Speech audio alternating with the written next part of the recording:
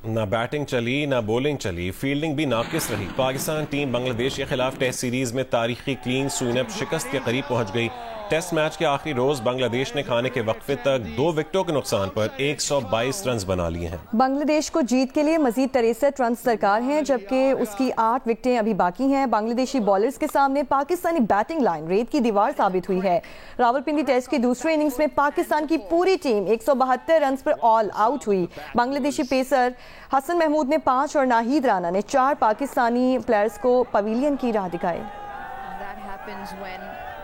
Isn't on your side. Brilliant delivery, squares him up, but his flies through the vacant slip and gully. इसी से मुतालिक मजीद बात करेंगे cricket के सिकंदर बख्त और साबिक ओपनर अहमद शहजाद हमारे साथ टेलीफोन लाइन पर मौजूद हैं। सिकंदर बख्त, क्या कहेंगे? अब पाकिस्तान की कारकर्दगी के हवाले से सबसे पहले पूछा जा सकता है। नहीं, देखें, हमें बांग्लादेश ने बिल्कुल जो है फ्लैट कर दिया है, बग़ैर कोई शक के। उनके जो मुल्क के हालात थे, जो कुछ भी था, उसके बावजूद उनकी टीम यहाँ आई। कुछ अरसा पहले पाकिस्तान ने उनको इनवाइट किया कि आप आके यहाँ प्रैक्टिस कर लें। उनको वहाँ पे खेलने का मौका नहीं मिल रहा था। इतने बुरे हालात है, जैसे सबको पता है कि बांग्लादेश में थे। उनको कुछ खेलने का भी मौका नहीं मिल रहा था। वो आए 3-4 दिन पहले पाकिस्तान प्रैक्टिस की और उन्होंने हमें बिल्कुल, कहते हैं ना कि मतलब फ्लैट कर दिया है। हमारे पास कोई एक्सक्यूज़ नहीं होना चाहिए कि जी नहीं ये गलत था, वो था। पिचेस हमने बनाई, बॉलर्स हमारे अपने थे जो वर्ल्ड क्लास थे, बैटर्स दुनिया के, कोई अपने आप को किंग कहता है, कोई कुछ कहता है, सारे मौजूद थे। मगर उसके बावजूद भी उनकी अच्छी बॉलिंग, उनकी अच्छी स्ट्रेटजी, उनका ड्रेसिंग रूम में जो कोचेस बैठे हैं उन्होंने ज़बरदस्त किस्म की प्लानिंग की और पाकिस्तान जो है इस वक्त सीरीज़ हारने के बिल्कुल दहाने पर खड़ा हुआ है। सिवाय बारिश के और कोई चीज़ उनको नहीं बचा सकती और मैं नहीं समझ सकता कि कोई और ऐसी चीज़ है। और मैं सारा ब्लेम दूंगा हमारे सिस्टम को, क्रिकेट के, जो कि बिल्कुल इस वक्त तबाह बर्बाद हुआ है। इसको हमने स्ट्रीमलाइन करना है। अब देखते हैं कि मोहसिन नकवी साहब इसको उस पटरी पे वापस लेकर आते हैं कि नहीं आते। और ये बहुत इंपॉर्टेंट है हमारे लिए, इसलिए कि इसके बाद हमारी और बड़ी सीरीज़ है, वो दैट इज़ इंग्लैंड। और फिर उसके बाद हम साउथ अफ्रीका जाएंगे उनकी तेज़ विकेटों पर खेलने के लिए।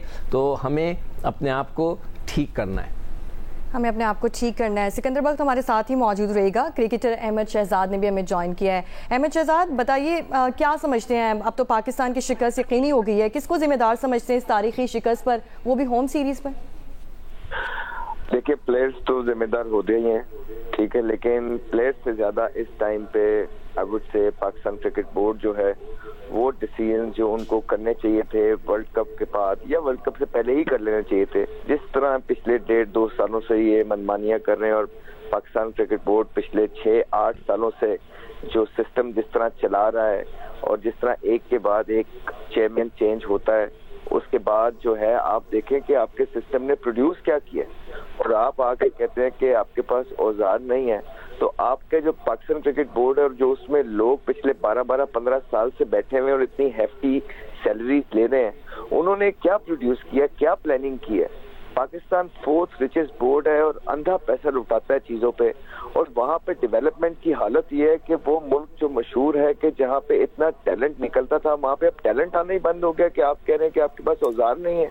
तो ये किसका कसूर है कि आप लोगों की 16 इनिंगें टेस्ट मैचेस में नीचे हो गई हैं बाबर आजम की, लेकिन आप उन्हें रिप्लेस नहीं कर रहे हैं। आपके प्लेयर्स इस तरह के शॉट्स मार रहे हैं कि जिस तरह T10 में भी जो मारे तो उसमें भी लोग बाहर बिठा दें।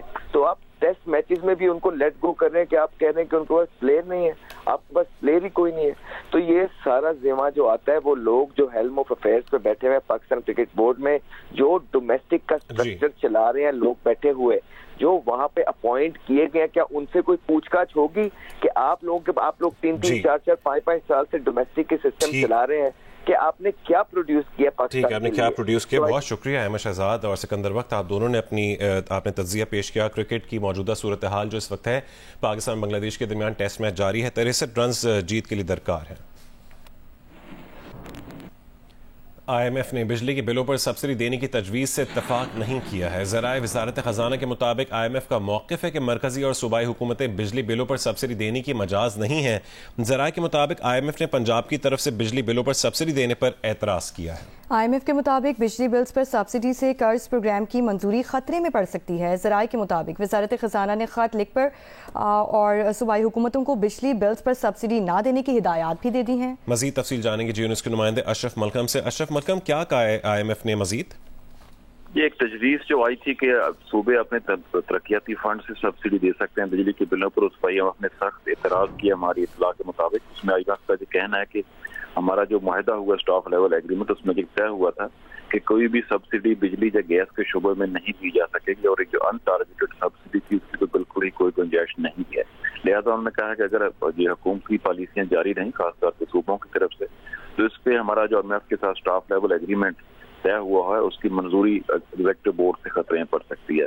इन्हीं इतलात के मुताबिक वफाकी वजारत खजाना ने सूबों के खत भी लिख दिया है जिसमें कहा गया है कि सूबे किसी भी किस्म की जो बगैर टारगेट के सब्सिडी है वो देने से परहेज करे, ऐसा कोई फैसला ना किया जाए जिससे हमारे पहिया IMF प्रोग्राम के वो खतरात हों। क्योंकि जब जो स्टाफ लेवल एग्रीमेंट हुआ तो सूबों ने भी इसमें तहरीरी तौर पर IMF को यकीन दहानियां कराई थी कि IMF के तहत स्टाफ लेवल एग्रीमेंट के तहत जितने भी उसकी दफात हैं उस पर अमल दरामद किया जाएगा। लिहाजा उस पर हमें कारबंद बहना होगा ताकि प्रोग्राम मंजूर हो सके। जी ठीक है, अशरफ मलखम हमें इस हवाले से अपडेट कर रहे थे, बहुत शुक्रिया आपका। लाहौर से कराची की निजी एयरलाइन की परवाज़ में फ़नी खराबी से मुतासर मुसाफिरों से कहा गया है कि बाहर जाकर निजी एयरलाइन के काउंटर से टिकट की रकम वापस ले लें। मुसाफिरों के मुताबिक काउंटर पर उन्हें टिकट की रकम वापस करने के बजाय अगली परवाज़ के इंतज़ार का कहा गया है। मज़ीद तफसील जानेंगे जियो न्यूज़ के नुमाइंदे तारिक अबुल हसन से। तारिक, की क्या मामला है? जी, इस वक्त सूरत हाल ये है कि ये निजी एयरलाइन की फ्लाइट जो कि सुबह 8 बजे लाहौर से कराची आना थी, अब ये मनसूख कर दी गई है क्योंकि बर्ड हिट की वजह से जहाज के इंजन को नुकसान पहुंचा है और ये तैयारा ग्राउंड कर दिया गया है। जहां तक मुसाफिरों के टिकट रिफंड करने की बात थी तो उसके अंदर मुसाफिरों को खासा परेशानी का सामना करना पड़ा है और एयरलाइन ने ये कहा है कि उनकी पॉलिसी अब ये है कि वो टिकट 1 साल तक के लिए कारआमद है उन मुसाफिरों के लिए जो कि इसी रूट पर सफर करना होगा। बाकी जिन्होंने क्रेडिट कार्ड से टिकट लिए तो उनको वापस कर दिए गए। लेकिन अगली परेशानी ये हुई है कि बहुत सारे मुसाफिरों को कराची आकर दूसरी इंटरनेशनल फ्लाइट्स लेनी थी और उन लोगों को खासी परेशानी का सामना करना पड़ रहा है क्योंकि बाद मुसाफिरों को खदशा है कि उनकी फ्लाइट मिस हो जाएगी। जी ठीक है, बहुत शुक्रिया तारिक अबुल हसन तफसीलात से आगाह करने के लिए।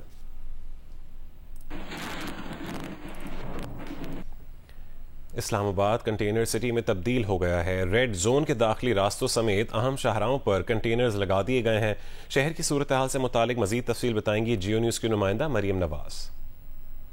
जी, वफाकी दारुल हुकूमत इस्लामाबाद कंटेनराबाद का मंजर पेश करने लगा है। मेरे अकब में डी चौक है, अगर आप उसको देखें तो इससे पहले इस्लामाबाद में जो कंटेनर लगाए जाते थे, मेरे कैमरामैन नासिर मुगल आपको दिखाएं तो अब वो कंटेनर सिर्फ रास्ते बंद करने के लिए नहीं है बल्कि बाकायदा आपको एक दीवार किसी शक्ल दिखा रहे हैं कि बाकायदा दीवार तामीर कर दी गई है और उस पार डी चौक के पार देखा नहीं जा रहा। और इसी तरह से तमाम जो दाखिली रास्ते हैं रेड जोन के उनको इसी तरह से कंटेनर लगाकर बंद किया गया है, दीवारें बना दी गई हैं कंटेनरों की। और शहरियों की मुश्किलात ये हैं कि अगर किसी को 1 किलोमीटर का सफ़र करके रेड जोन में जाना पड़ता था तो अब कई किलोमीटर का इजाफी सफ़र करके जाना पड़ता है। सिर्फ मार्गला रोड से रास्ता खुला है और मार्गला रोड से भी सिर्फ रास्ता आम जो आवाम है उसके लिए पूरी तरह से नहीं खुला, वहाँ पर भी कंटेनर नस्ब किए गए हैं। हर अवामी दफातर के अंदर अगर किसी शहरी को या वहाँ काम करने वाले मुलाजमीन को जाना है तो उसके लिए उनको अब जो मिनटों का सफ़र है वो घंटों में करना पड़ रहा है।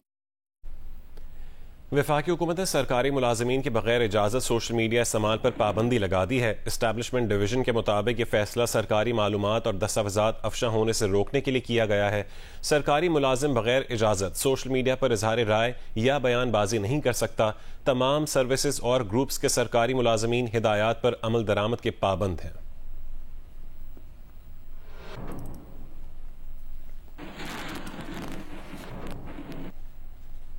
प्रोफेसर रॉबर्टो टोटोली ने कराची की निजी यूनिवर्सिटी में इल्हामी किताबों की प्रिंटिंग के उन्वान पर लेक्चर दिया है।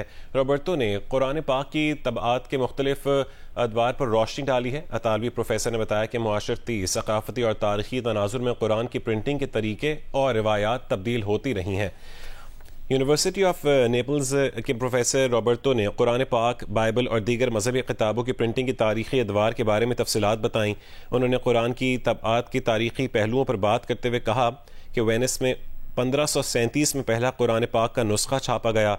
पुर्तगाली इंडिया में प्रिंटिंग प्रेस 16वीं सदी में लाए, लेकिन कुरान पाक बरे सगीर में ताख़ीर से छापा गया।